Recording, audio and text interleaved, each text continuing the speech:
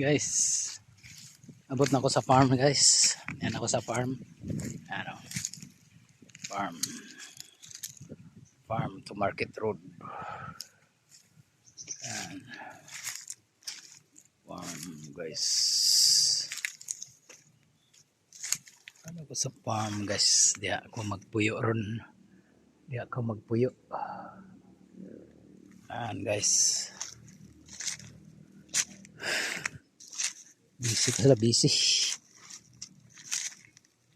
Yan guys. Yan ako sa farm to Market Road. Yan.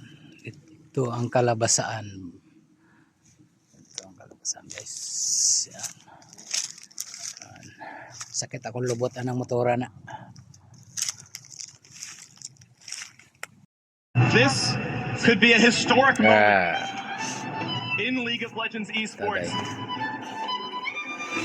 These guys came to fight. Siapa na? Ako na sad?